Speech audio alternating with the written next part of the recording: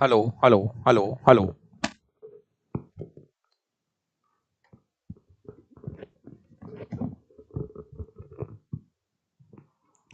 Hello hello.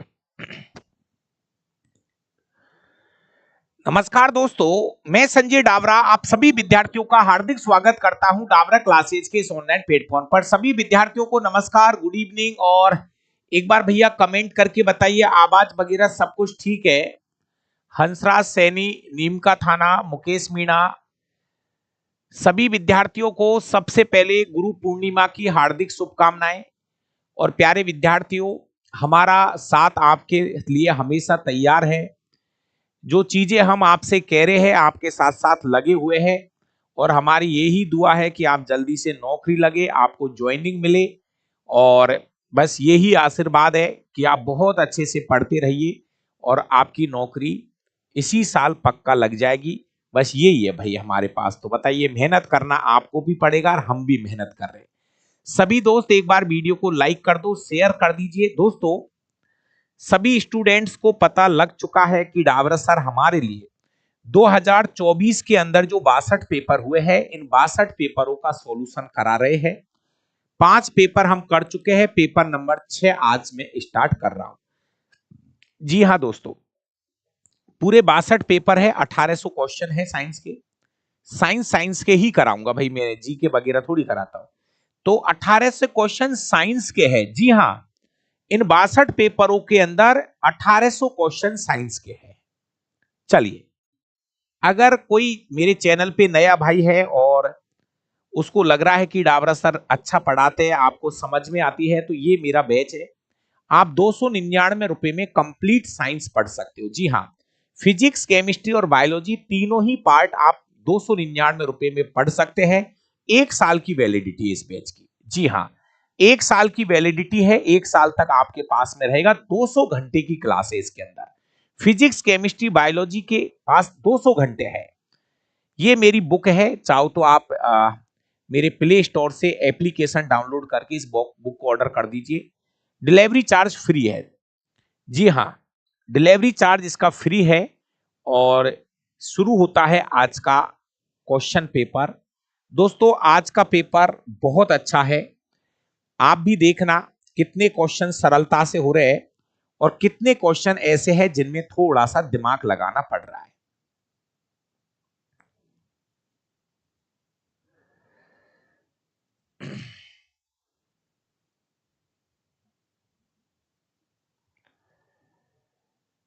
बाकी teacher कर तो रहे मेरे भाई। हाँ भाई। भाई, रेलवे की जो आवाज है वो सभी टीचर कर रहे हैं। और मेरे भाई, हम तो आपको यहां पर 1 घंटे पढ़ा रहे हैं। तो ये भी नहीं है कि सभी टीचर या में पूरे भारत में हजारों टीचर है, लाखों टीचर है। तो रही है बात बोलने की, तो मेरे भाई जब इतने बड़े बड़े टीचर बोल रहे हैं तो फिर उसमें क्या है। छोटे मोटे टीचर अगर नहीं भी बोलते हैं, क्या हम क्या बोलेंगे उसमें। जब ऐसे ऐसे टीचर्स बोल रहे हैं, सब कुछ हो रहा है, तो फिर क्या हो जाएगा। ये है।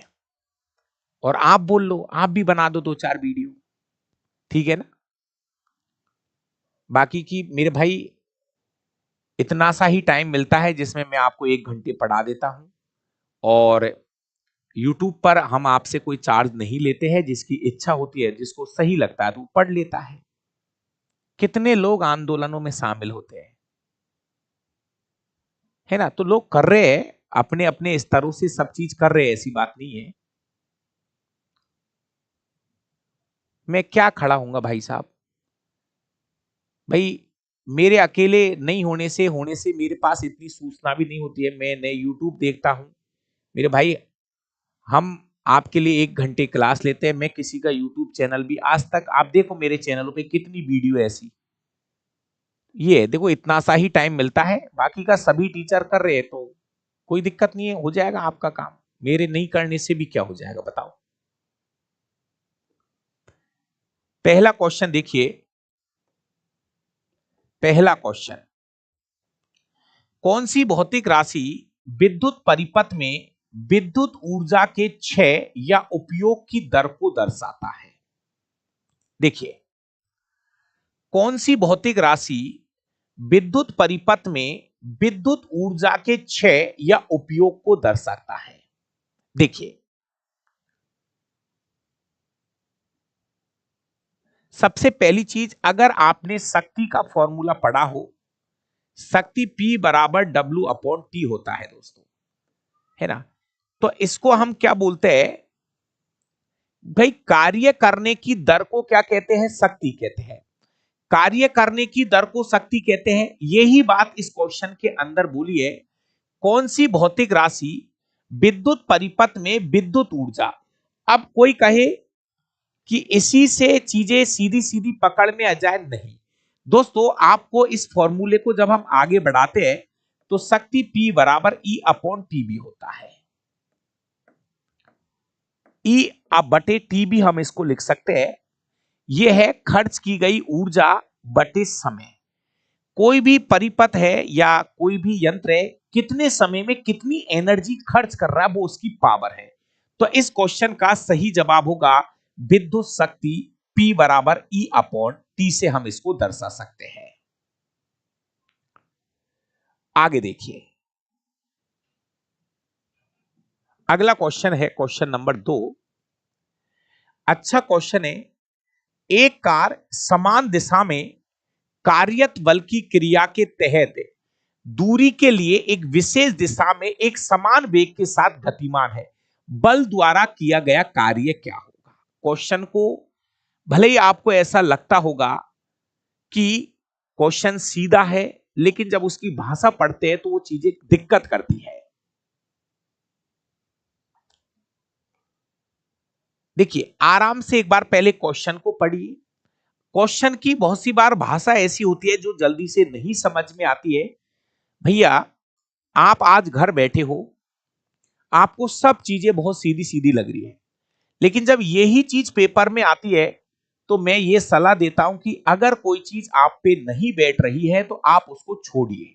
फायदा उसी में मिलेगा कि आप कितने क्वेश्चन छोड़ रहे हो। ऐसा तो मत करना कि सभी क्वेश्चनों को छोड़ दे, लेकिन कितना क्वेश्चन आप छोड़ रहे हो, यह भी अपने आप एक बहुत बड़ी बात है।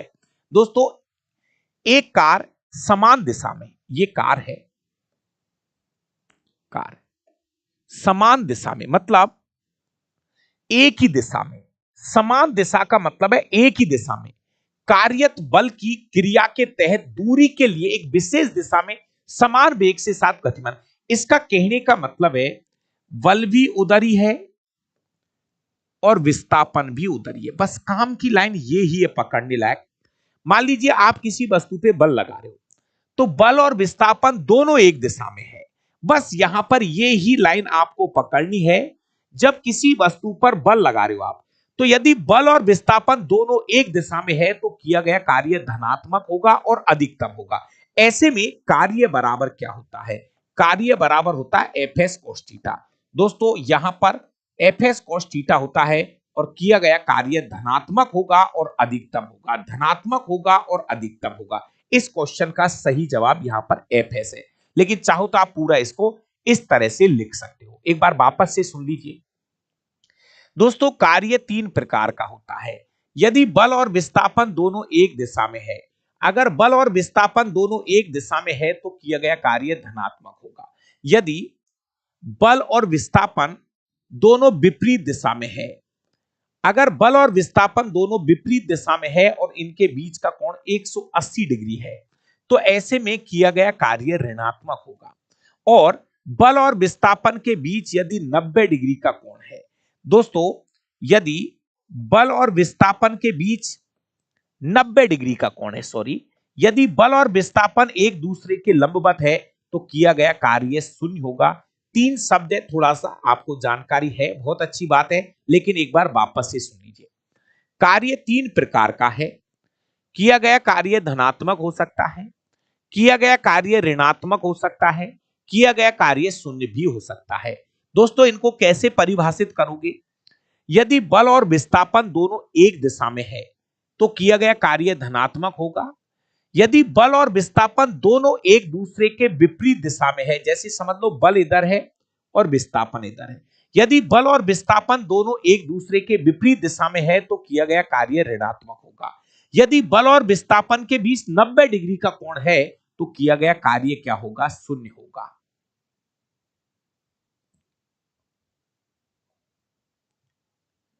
क्लियर है यहां तक की बातें? अगला क्वेश्चन, क्वेश्चन नंबर 3, बहुत बढ़िया क्वेश्चन है, आराम से सोच समझ के जवाब दीजिए। क्वेश्चन सीधा भी है, आराम से करना भाई इस क्वेश्चन को। ये क्वेश्चन सीधा सीधा एनसीईआरटी कक्षा 10वीं के दूसरे चैप्टर से लिया गया है। पटेल जी, अगर कोई दिक्कत आ रही है तो एक बार आप वापस जाके दोबारा जुड़ जाइए, बाकी का वीडियो बहुत अच्छा चल रहा है, यहां से कोई दिक्कत नहीं है। अगर किसी को दिक्कत आ रही है तो बहुत सी बार एक बार वापस से जाके दोबारा जुड़ जाइए।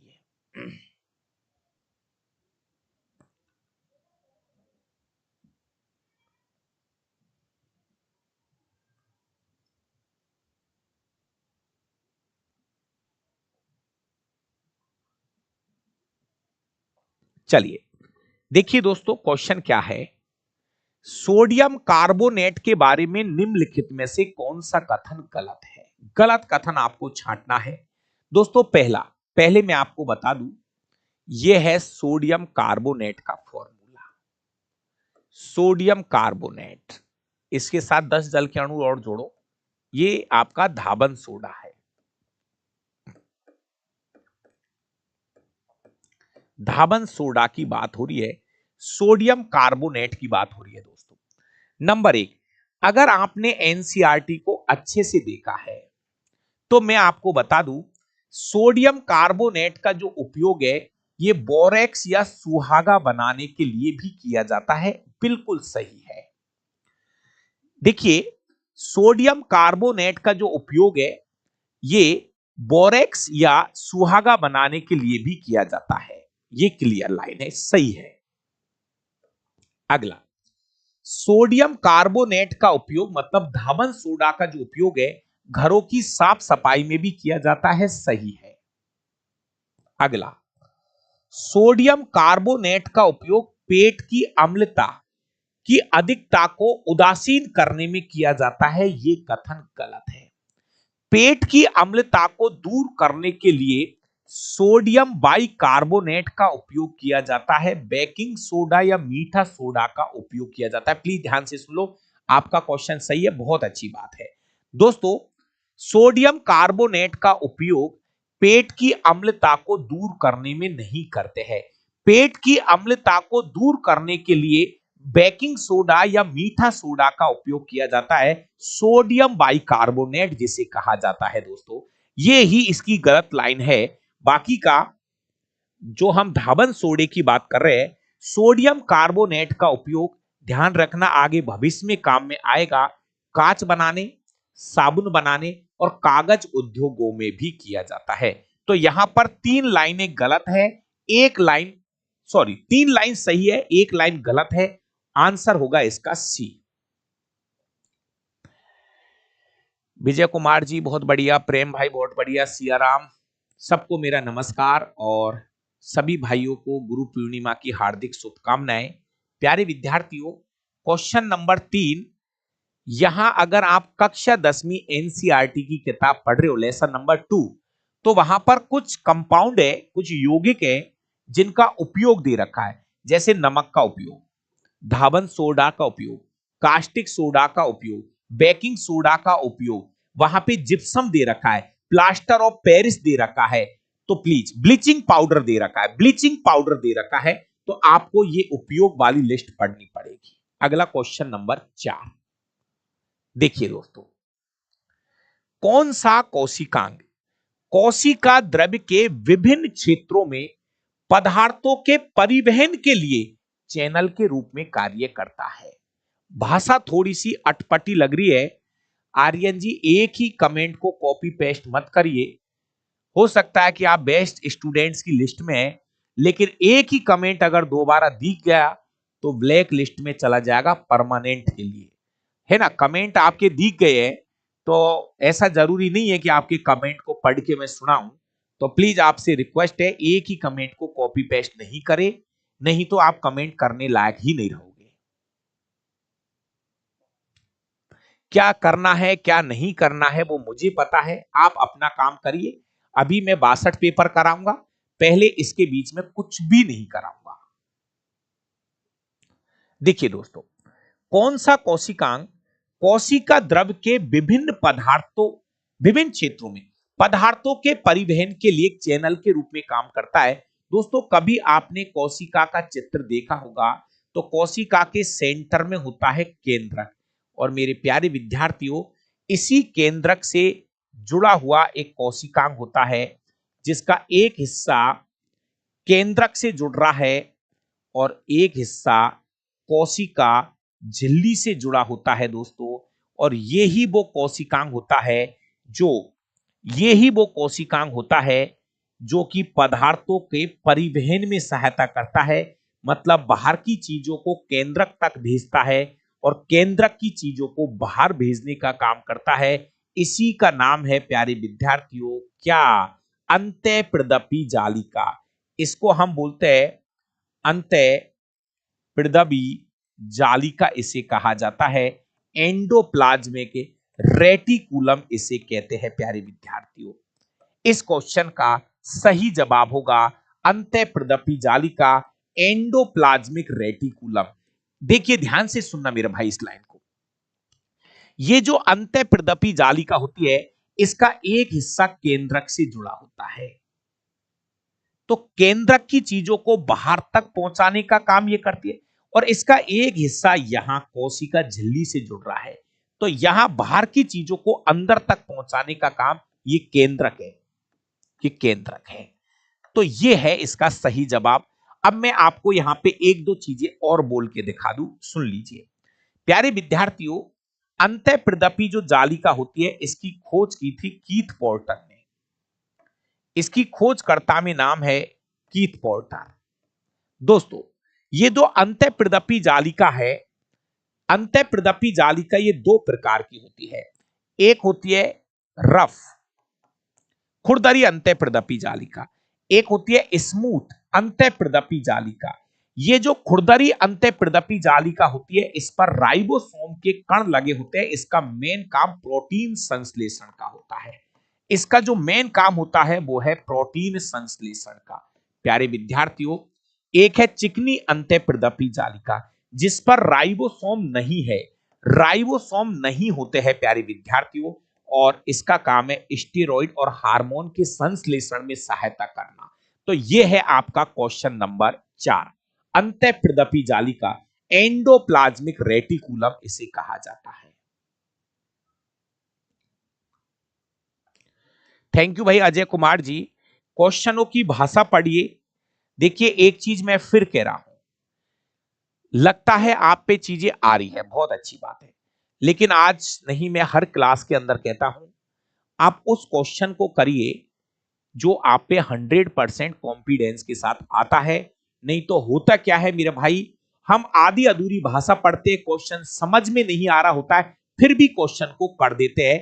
तो भैया मेरी तो आपसे यही सलाह है कि आप वो ही क्वेश्चन करें जो आप पे हो रहा है। क्वेश्चन नंबर 5 बढ़िया क्वेश्चन है, तुक्का मत मारना। देखिए, रक्त शरीर के शेष भागों से कार्बन डाइऑक्साइड रिक्त स्थान में छोड़ने के लिए लाता है। रक्त शरीर के शेष भागों से CO2 रिक्त में छोड़ने के लिए लाता है। करना भाई इस क्वेश्चन को, क्या जवाब है आपका?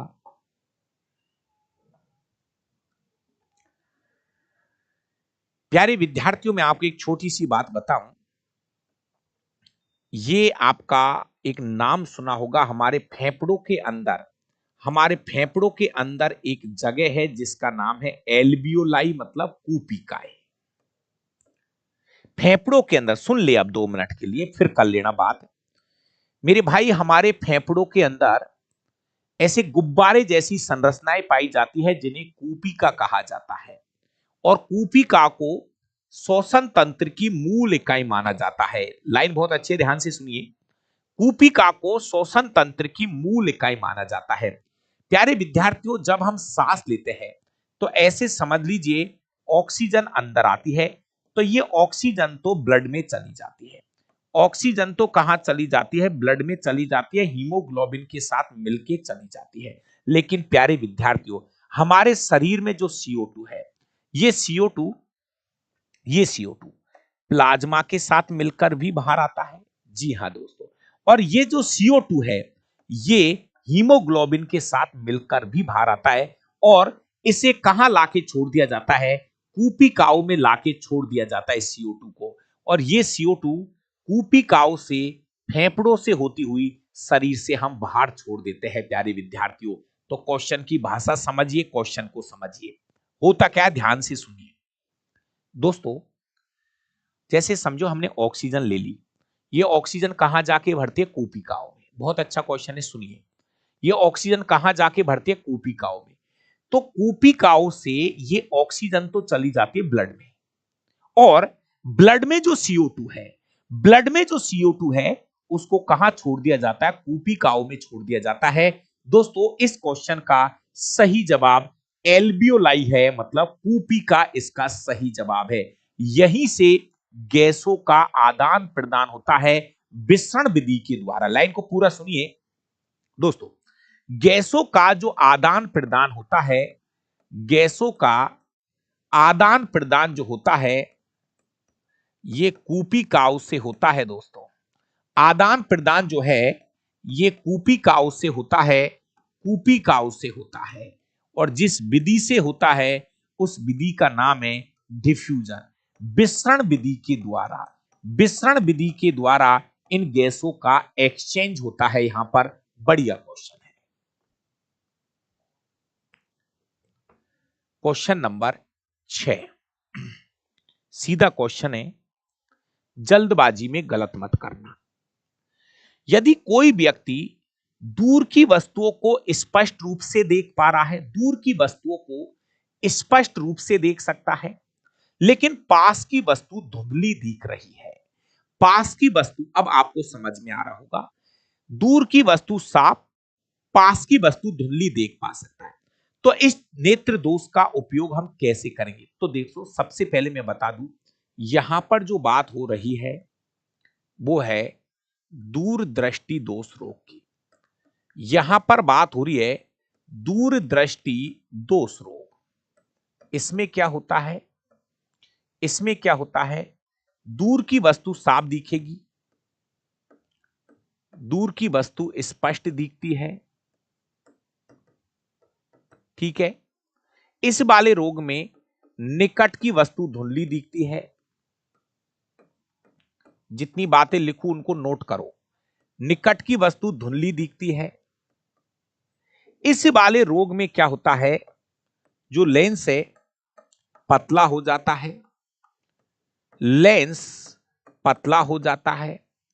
इस रोग में लेंस की फोकस दूरी बढ़ जाती है, लेंस की फोकस दूरी बढ़ जाती है। इस वाले रोग में प्रतिबिंब जो है वो रेटिना के पीछे बनता है। प्रतिबिंब जो है वो रेटिना के पीछे बनता है। प्रतिबिंब जो है वो रेटिना के पीछे बनता है। और इसके निवारण के लिए, इसके निवारण के लिए चश्मे में अवतल लेंस का, सॉरी, इसके निवारण के लिए चश्मे में उत्तल लेंस का उपयोग किया जाता है। उत्तल लेंस का उपयोग किया जाता है प्यारे विद्यार्थियों, उत्तल लेंस का उपयोग किया जाता है। दूर, सी इज राइट आंसर। जो बातें लिखी है मेरे भाई, उन बातों को नोट करिए। उत्तर पे ज्यादा ध्यान मत दो, उत्तर डायरेक्ट लगाने की कोई जरूरत नहीं है। दूरदृष्टि दोष रोग, इसको हम हाइपरमेट्रोपिया भी कहते हैं। इसको हम हाइपर मेट्रोपिया कहते हैं, हाइपरमेट्रोपिया कहते हैं दोस्तों। हाइपरमेट्रोपिया इसे कहा जाता है। ध्यान से सुनिए भाई। मेरे भाई सभी को बहुत बहुत धन्यवाद। गुरु पूर्णिमा की हार्दिक शुभकामनाएं और भगवान करे आप जल्दी से जल्दी नौकरी लगे। बस यही है, तैयारी करते रहिए, मेहनत करते रहिए। देखिए, हाइपरमेट्रोपिया, दूरदृष्टि दोष रोग। इसमें क्या होता है, दूरदृष्टि का मतलब दूर की वस्तु स्पष्ट दिख रही है, पास की वस्तु धुंधली दिख रही है। इसमें क्या, लेंस पतला हो जाता है, फोकस दूरी बढ़ जाती है। अब इस फोकस दूरी को समायोजित करने के लिए चश्मे में उत्तल लेंस का उपयोग किया जाता है। यहां पे जो प्रतिबिंब बनता है वो रेटिना पे नहीं बन के रेटिना के पीछे बनता है। दोस्तों, नियम के अनुसार जो प्रतिबिंब बनना चाहिए था वो रेटिना पे बनना चाहिए, लेकिन यहां प्रतिबिंब कहां बनता है, रेटिना के पीछे बनने लग जाता है। क्वेश्चन नंबर 7, क्वेश्चन नंबर 7 को एक बार और देख लीजिए। बढ़िया क्वेश्चन है, मोस्ट लगाइए, मजेदार क्वेश्चन है मेरे भाई। क्या मानना है, एनसीईआरटी कक्षा 10 लेसन नंबर 1। नरेंद्र जी, फेरस सल्फेट को गर्म करने पर निम्नलिखित में से क्या प्राप्त होता है। यह क्वेश्चन एनसीईआरटी कक्षा 10वीं के पहले चैप्टर के अंदर दे रखा है। देखिए दोस्तों, यहां पर एक अभिक्रिया है FeSO4। फेरस सल्फेट को जब हम गर्म करते हैं दोस्तों, तो यहां पर Fe2O3 बनता है। एक मिनट, यहां पे जो बनेगा Fe2O3 बनता है। साथ में दोस्तों काम की बात यह है, यहां पर सल्फर डाइऑक्साइड और सल्फर ट्राइऑक्साइड गैस भी बनती है। ये दो शब्द बड़े इंपॉर्टेंट है।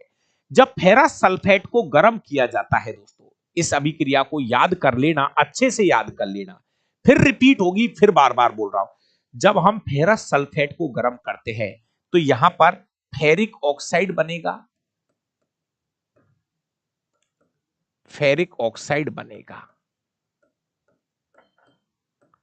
फेरिक ऑक्साइड, फेरिक ऑक्साइड, जी हां, फेरिक ऑक्साइड, ठीक है। साथ में सल्फर डाइऑक्साइड और सल्फर ट्राइऑक्साइड बनेगा, तो यहां बनेगा फेरिक ऑक्साइड, साथ में SO2 सल्फर डाइऑक्साइड और साथ में SO3 सल्फर ट्राइऑक्साइड बनता है। बढ़िया अभिक्रिया है मेरा भाई, याद कर लेना। कभी कभी आपको रिक्त स्थान दे देगा और ये दो गैसों को पूछता है, SO2 और SO3, दो गैसें यहां से निकलती है। मोस्ट अभिक्रिया, एकदम मोस्ट। क्वेश्चन नंबर 8, कल बात हो चुकी है, तीसरी बार रिपीट हुआ है ये क्वेश्चन पेपरों में। निम्नलिखित में से कौन सा जीव मुकुलन के द्वारा अलैंगिक जनन करता है। सही जवाब होगा हाइड्रा। प्यारे विद्यार्थियों, जैसे हाइड्रा सीलेंट्रेटा ग्रुप का एक जलीय जीव है, इसके साइड में से एक संरचना निकलती है जिसको मुकुल कहा जाता है। दोस्तों, ये मुकुल धीरे धीरे वृद्धि करता है, धीरे धीरे वृद्धि करता है और एक दिन ये मुकुल अलग होकर एक नया हाइड्रा बना लेता है। इस विधि को बोलते हैं मुकुलन विधि। दोस्तों, सही जवाब है hydra. Question number 9, question number 9, xylem ऊतक के कौन से तत्व परस्पर जल संवाहक चैनल बनाते हैं। बढ़िया क्वेश्चन है, ध्यान से सुनिए। नीरज भाई बहुत बढ़िया, अभिषेक, प्रशांत, प्रेम भाई, सबको मेरा नमस्कार। क्वेश्चनों को करते रहिए, जितना क्वेश्चन करते जाओगे ऑटोमेटिक निखार आता चला जाएगा। कितना भी पढ़ लो, क्वेश्चन नहीं किए तो नुकसान ही नुकसान है। चलिए भाई माधोपुर वालों, जाइलम ऊतक के कौन से तत्व परस्पर जल संवाहक चैनल बनाते। ध्यान से सुनो, मैं इस क्वेश्चन को समझा देता हूं।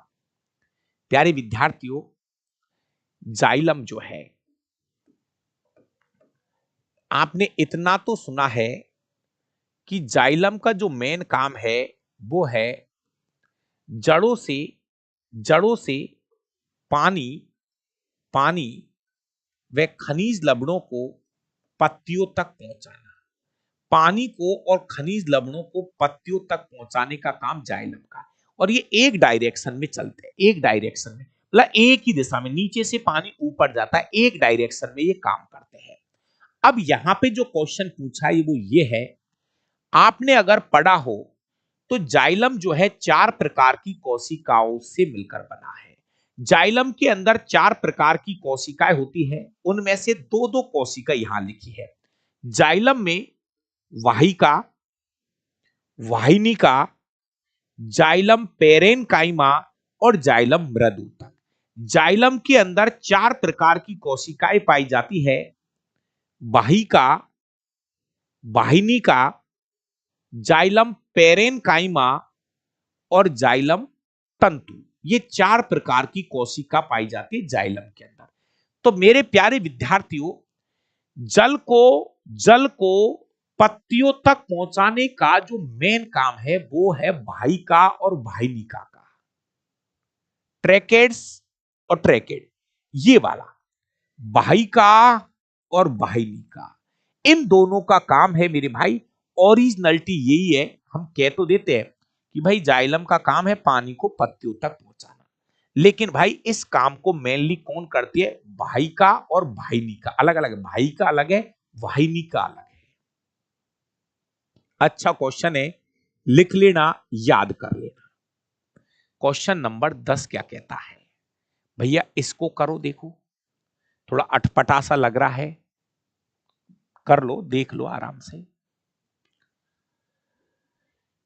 जितने भी भाई लाइव है सभी दोस्त वीडियो को लाइक शेयर जरूर किया करो, और धीरे धीरे धीरे धीरे रिदम बन जाएगा। जब चीजें रिपीट होने लगेंगी तो आप ऑटोमेटिक आपका टाइम बचता हुआ चला जाएगा। क्वेश्चन नंबर 10 क्या कह रहे हो आप? प्यारे विद्यार्थियों, किसी दिए गए माध्यम में किसी वस्तु के प्रणोद, दाब और क्षेत्रफल के बीच में क्या संबंध है? प्रणोद एक प्रकार का बल होता है। प्रणोद एक प्रकार का बल होता है प्यारे विद्यार्थियों। तो मैं आपको बता दूं, अगर आपने दाब का फॉर्मूला पढ़ा होगा अच्छे से, दाब बराबर होता है प्रणोद बटे क्षेत्रफल। प्रणोद बटे क्षेत्रफल, ये दाब का फॉर्मूला होता है। जी हां दोस्तों, प्रणोद एक प्रकार का बल है। ठीक है, अब इसको हम क्या लिखते हैं? Pressure P। दाब बराबर प्रणोद को लिखते हैं T से, T अपॉन A। ठीक है, अब यहां पर आपको ये फॉर्मूला नहीं है तो यहां से आप T दे रखा है इन्होंने, T बराबर P प्रेशर, दाब इनटू इकाई क्षेत्रफल A। तो यहां पर जो फॉर्मूला इन्होंने दिया है क्वेश्चन में वो है प्रणोद T बराबर pressure into area, pressure into area, pressure into area, T बराबर प्रेशर इंटू एरिया। ये है प्यारे विद्यार्थियों दाब का जो मात्रक होता है प्रणोद। प्रणोद एक प्रकार का बल है, newton into metre square. Newton into metre square इसका मात्रक होता है, जिसे हम पास्कल कहते हैं दोस्तों। पास्कल, दाब का ऐसा ही मात्रक पास्कल होता है, पास्कल होता है। Question number 10 right answer B जाएगा। है कक्षा 9वीं की एनसीईआरटी में है ये क्वेश्चन, साफ साफ एकदम क्लियर है, कक्षा 9वीं में है भाई, सीधा सीधा क्वेश्चन।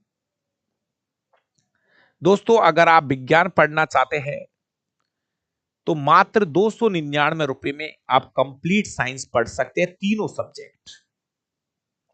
जी हां, फिजिक्स, केमिस्ट्री और बायोलॉजी तीनों सब्जेक्टों की जो फीस है वो 299 रुपए है, और 1 साल की वैलिडिटी इसमें आपको मैं दे रहा हूं।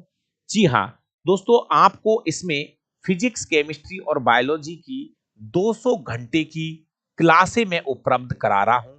जी हां दोस्तों, 200 घंटे की क्लासें हैं। कोई सा भी सब्जेक्ट आप कभी भी पढ़िए, पहले फिजिक्स पढ़ो, केमिस्ट्री पढ़ो, बायोलॉजी पढ़ो, किसी भी वीडियो को आप कितनी भी बार देखिए दोस्तों, ये 299 फीस है फिजिक्स, केमिस्ट्री और बायोलॉजी की। और ये मैं दावा कर रहा हूं एनसीईआरटी का एक भी चैप्टर नहीं छोड़ा है। एनसीईआरटी के अंदर जितने भी चैप्टर है आप मैच कर लेना, अगर कुछ भी छूटा तो उसकी जिम्मेदारी मेरी है। आगे देखो, अगला क्वेश्चन देखिए, क्वेश्चन नंबर 11। दोस्तों क्वेश्चन नंबर 11 एकदम फिर सीधा क्वेश्चन पूछा गया है। देखिए, अपतल दर्पण की बात हो रही है। अपतल दर्पण का वक्रता केंद्र कहां स्थित होता है? दोस्तों यह है हमारा अपतल दर्पण और यह है मुख्य अक्ष। दोस्तों पहली बात जो मैं पॉलिश कर रहा हूं, इसको हम बोलते हैं द्वारक। द्वारक द्वारक पूरे को क्या बोलते हैं? द्वारक। देख लो एक बार, इसको हम एम एन से लिख रहे हैं, यह है द्वारक। इसके सेंटर को बोलते हैं पोल, ठीक है। ये इसके बीच में आप लिखते हो मुख्य फोकस। ये है वक्रता केंद्र सी, और इस पूरी लाइन को हम बोलते हैं प्रिंसिपल लाइन। प्यारे विद्यार्थियों बस इतना सा पूछ रहा है कि ये जो वक्रता केंद्र होता है ना सी, ये पोल के आगे है या पोल के पीछे है? वक्रता केंद्र कहां है? ये दर्पण के आगे है या पीछे है? तो ये है दर्पण के आगे, मतलब दर्पण के सामने। दोस्तों अगर यही क्वेश्चन मैं आपसे उत्तल दर्पण के लिए पूछता, तो उत्तल दर्पण में ये वक्रता केंद्र जो है ये दर्पण के पीछे रहता है मेरे भाई, दर्पण के पीछे रहता है। जी हां दोस्तों, ये दर्पण है, तो ये हिस्सा इसका पीछे वाला हिस्सा है, दर्पण के पीछे वाला हिस्सा है। तो दोस्तों दोनों क्वेश्चन मैंने क्लियर कर दिया। ये अपतल दर्पण है, जहां पर प्लीज ध्यान से देख लो यार, अपतल दर्पण में फोकस और वक्रता केंद्र दर्पण के सामने होते हैं, दर्पण के सामने। जबकि उत्तल दर्पण में फोकस और वक्रता केंद्र दर्पण के पीछे रहते हैं, दर्पण के पीछे रहते हैं। ध्यान रखना इस क्वेश्चन का। जी हां, सीधा है कोई बात नहीं, लेकिन अच्छे है, छोटे छोटे क्वेश्चन है। अपतल का क्वेश्चन है यहां, तो अपतल दर्पण से क्वेश्चन पूछा है। क्वेश्चन नंबर 12 क्या कहता है? सीधा क्वेश्चन है। जो स्टूडेंट्स मेरी लाइव क्लास ले रहे होंगे, शायद आपने ये क्वेश्चन अभी पढ़ा कुछ दिन पहले, जल्दी से पढ़ के जवाब दे दीजिए।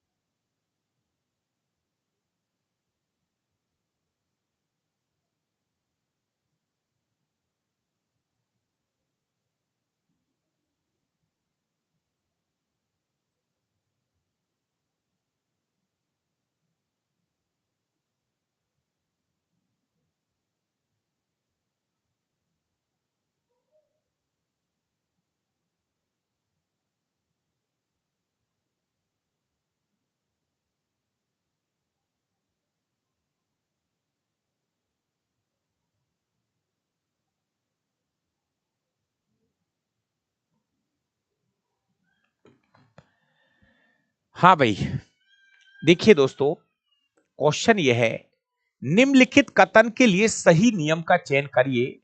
किसी रासायनिक अभिक्रिया के दौरान द्रव्यमान का न तो सृजन होता है न ही विनाश होता है।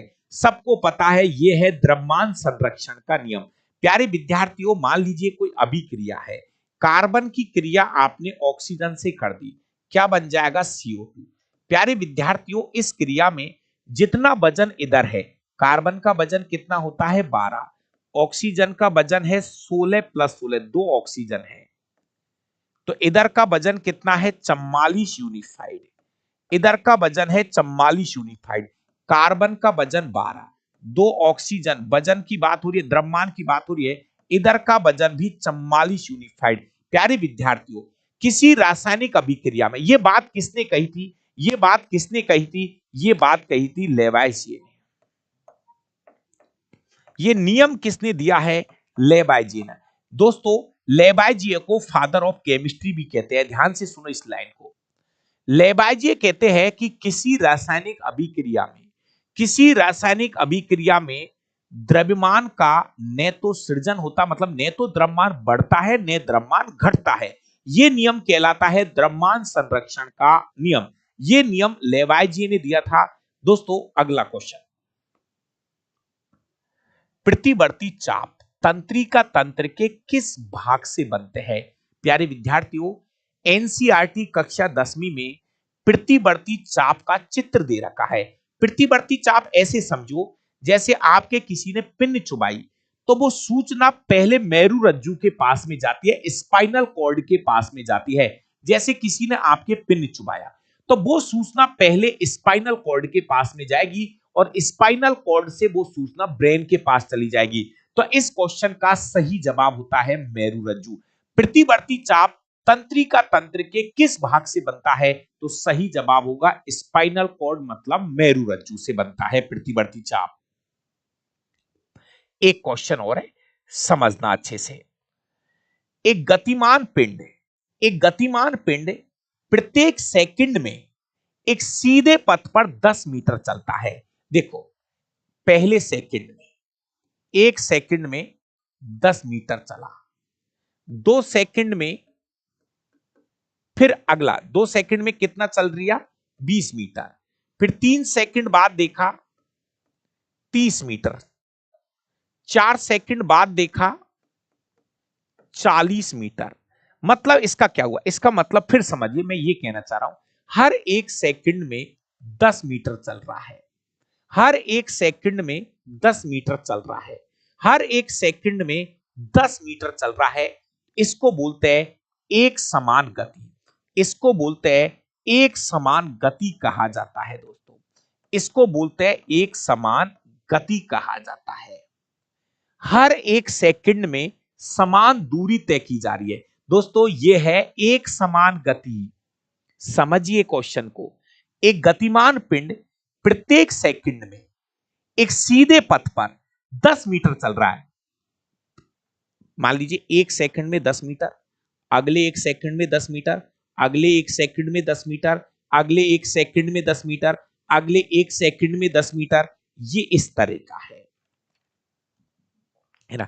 तो ये है आपका विस्थापन और समय का ग्राफ। विस्थापन और समय का ग्राफ सरल रेखा में आएगा, सरल रेखा में आएगा, सरल रेखा में आएगा। जी हां, अगर मैं इसी कंडीशन में, मेरा भाई एक क्वेश्चन के बीच में एक लाइन लिख के भेज रहा है कि सर, अगर कोई वस्तु, जी हां दोस्तों, यदि कोई वस्तु एक समान वेग से चल रही है तो वहां पे त्वरण का मान 0 होगा। ऐसी स्थिति में दोस्तों जो त्वरण होता है वो 0 होता है। जी हां, एक समान वेग। क्वेश्चन नंबर 15 सीधा है, देख लीजिए। दोस्तों, स्टेनलेस स्टील जरूर नाम सुना होगा। स्टेनलेस स्टील जिस पर जल्दी से जंग नहीं लगती है। अपना साइकिल है, मोटरसाइकिल के हैंडल पर जो परत चढ़ाई जाती है वो स्टेनलेस स्टील की परत होती है जिस पर जल्दी से जंग नहीं लगती है। तो स्टेनलेस स्टील प्राप्त करने के लिए लोहे में साथ में क्या और मिलाया जाता है, लोहे के साथ क्या मिलाया जाता है। Question number 15।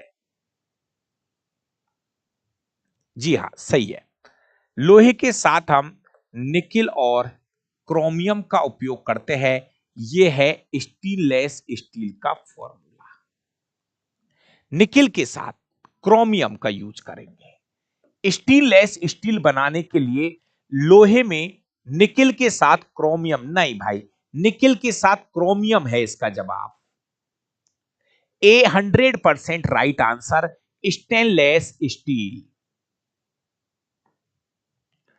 एक और सीधा क्वेश्चन, फ्लेमिंग के बाएं हाथ के नियम के अनुसार, ये रहा फ्लेमिंग का बाएं हाथ का नियम, सुना होगा दोस्तों।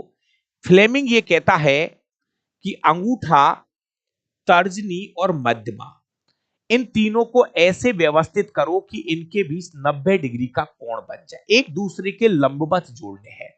फ्लेमिंग का बायां हाथ का नियम यह कहता है, जब हम अंगूठा, तर्जनी और मध्यमा को एक दूसरे के लंबवत जोड़ते हैं मेरे भाई, लंबवत मतलब 90 डिग्री पे, ये इसके 90 डिग्री, ये इसके 90 डिग्री, तो प्यारे विद्यार्थियों, अंगूठा, अंगूठा आरोपित बल की दिशा को बताता है, रट लीजिए, अंगूठा आरोपित बल की दिशा को बताएगा। ये तर्जनी चुंबकीय क्षेत्र की दिशा को बताती है, तर्जनी चुंबकीय क्षेत्र की दिशा को बताती है, और ये आपकी धारा की दिशा को बताती है। यहां पर पूछा है कि मध्यमा किस चीज को दिखाती है, तो मध्यमा धारा की दिशा को बताती है। बल की दिशा को अंगूठा बताता है, बल की दिशा को अंगूठा बताता है, चुंबकीय क्षेत्र की दिशा को तर्जनी दिखाती है। मेरा भाई अच्छे से याद कर लीजिए।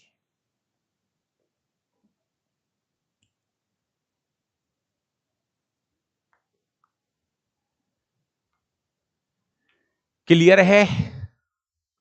अगला क्वेश्चन नंबर 17 भैया, एक ऐसा क्वेश्चन जो शायद आपने कभी पढ़ा होगा, पढ़ा है तो एक बार जवाब दे दीजिए। निम्नलिखित में से किस पौधे में सबलित पत्तियां पाई जाती है? सबलित पत्तियां, इसको बोलते हैं वेरीगाइटेड, वेरीगाइटेड, वेरीगाइटेड। सबलित पत्तियों को इंग्लिश में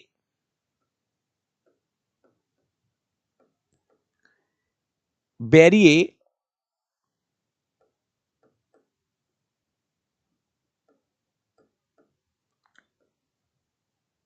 सबलित पत्तियां, दोस्तों मैं मेरी भाषा में सिखा दूं, देखिए, हो सकता है नहीं सुना तो छोड़ दो, मैं क्या कह रहा हूं, छोड़ दो वो आपकी मर्जी है करना। दोस्तों, ये जो सबलित जो पत्तियां होती है, ये ऐसी पत्तियां होती है जिसमें एक ही पत्ती के अंदर आपको बहुत सारे कलर देखने को मिल जाते हैं। ऐसी पत्ती जिसके अंदर हरा, लाल, पीला, नारंगी, एक ही पत्ती के अंदर बहुत सारे कलर मिल जाते हैं, ये मेनली आपको मनी प्लांट वगैरह के अंदर देखने को मिलते हैं। जी हां, इनके साथ साथ इनके अंदर जैसे धारियां देखने को मिलेंगी, दोस्तों ऐसा केला, गुलाब और नीम की पत्तियां तो नहीं देखी होंगी। नीम की पत्तियों का कलर एक जैसा होता है, गुलाब की पत्तियां भी आपको एक जैसी दिखेंगी, केला सभी आपको मेनली हरे रंग में दिखाई देती है क्लोरोफिल की वजह से। लेकिन प्यारे विद्यार्थियों, क्रोटॉन, क्रोटॉन ये मनी प्लांटों के अंदर आते हैं जिनकी पत्तियां रंग बिरंगी दिखाई देती है दोस्तों, इनको बोलते हैं सबलित पत्तियां। और इनमें क्लोरोफिल नहीं प्यारे विद्यार्थियों, इनमें क्रोमोफिल पाया जाता है, क्रोमोफिल पाया जाता है, क्लोरोफिल नहीं दोस्तों, क्रोमो, क्रोमो का मतलब होता है रंगीन, क्रोमोफिल, क्लोरोफिल अलग है, क्लोरोफिल तो इनमें पाया जाता है, इन तीनों में होता है क्लोरोफिल, तो हरा रंग के लिए जिम्मेदार है क्रोमोफिल। क्रोमो का मतलब होता है, क्रोमो शब्द का मतलब ही रंगीन होता है, क्रोमो रंगीन। थोड़ा सा एक चित्र दिखाता हूं, देखो, शायद मुझे नहीं लगता कि आपने सुन रखा है, सुन रखा है तो बहुत ही तगड़ी खुशबू की बात है। ये है, ये मनी प्लांट है। जी हां, एक ही पत्ती के अंदर आपको बहुत सारे कलर देखने को मिल जाते हैं, तो इनको बोलते हैं क्रोमोफिल पाया जाता है, इसमें जो पिगमेंट होता है वो क्रोमोफिल होता है। यस या नो? क्लियर है मेरे भाई क्वेश्चन? ठीक है, इसका चित्र जो है अपन वहां पर लगा देते हैं ताकि ये बात थोड़ी सी आप जब देखोगे तो क्लियर हो जाएगी बात।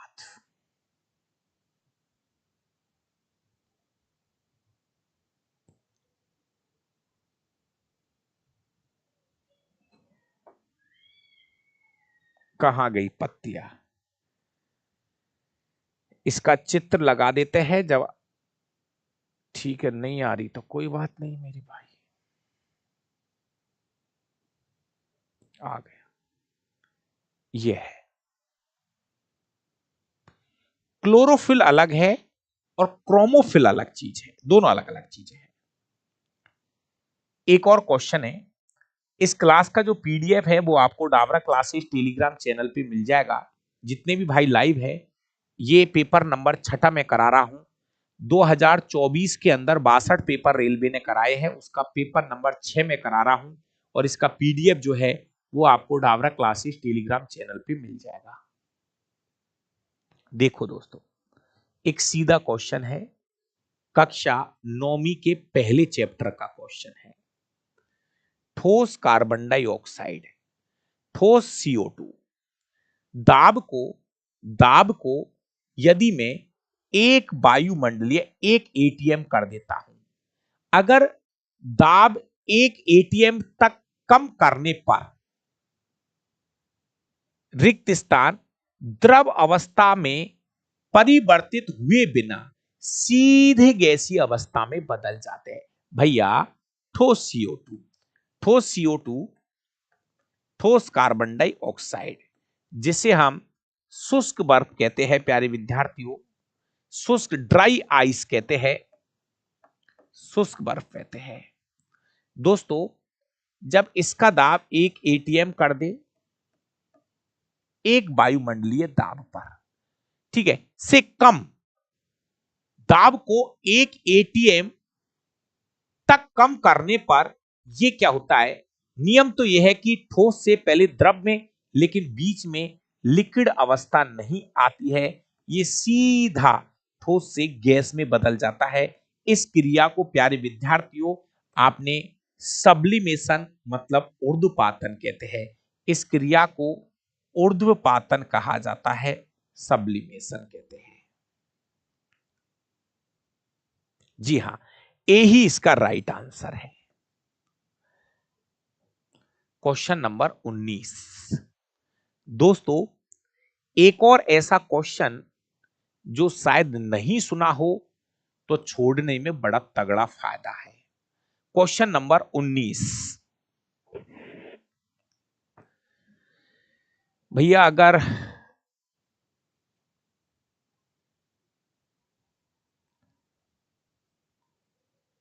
जो मेहनत मैं आपके साथ कर रहा हूं और आपको लग रहा है कि सर ठीक चल रहा है, तो थोड़ा सा वीडियो को लाइक शेयर कर दिया करो और कोशिश करिए कि ज्यादा से ज्यादा बच्चे लाइव आए, ताकि चीजों में थोड़ा सा और भी थोड़ा सा माहौल बनता है चीजों में। स्पेचुला में नेफ्थलीन को जब जलाया जाता है दोस्तों, हो सकता है कि आपने पढ़ा हो तो अच्छी बात है, एक बार ईमानदारी के साथ बताना, जितने भी स्टूडेंट्स लाइव हैं प्लीज ईमानदारी के साथ बताना, किस किसने ये क्वेश्चन सुन रखा है। पहले तो यस या नो का जवाब दो आप। तो किस किसने इस क्वेश्चन को कहीं किताबों में पढ़ा है? प्लीज आप तो इतना सा जवाब दे दीजिए। कहीं पढ़ा है क्या? किसी किताब में सीधा सीधा ये क्वेश्चन पढ़ रखा है क्या?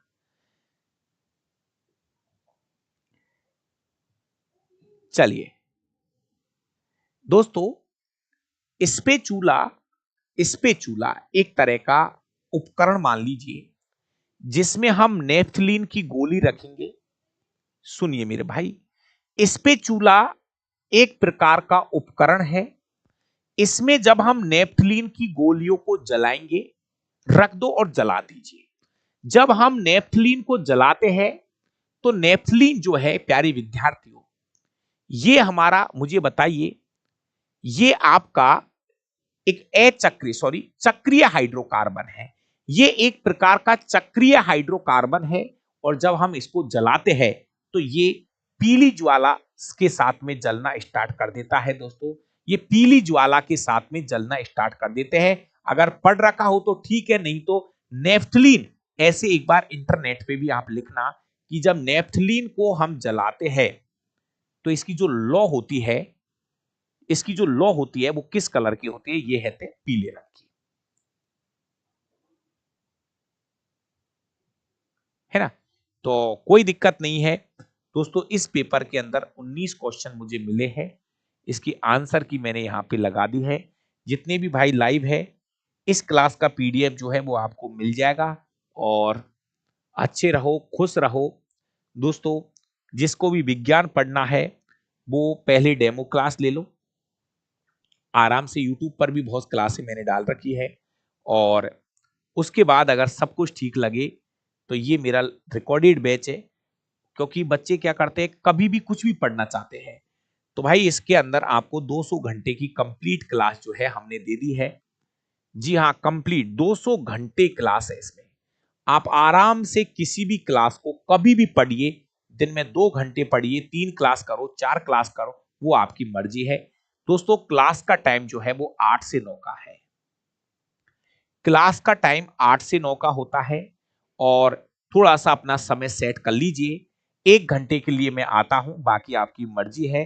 और हम कर रहे हैं 1800 विज्ञान के क्वेश्चंस जो कि 2024 में पूछे हुए हैं। थैंक यू, धन्यवाद। बाकी मिलते हैं कल 8 बजे। ओके।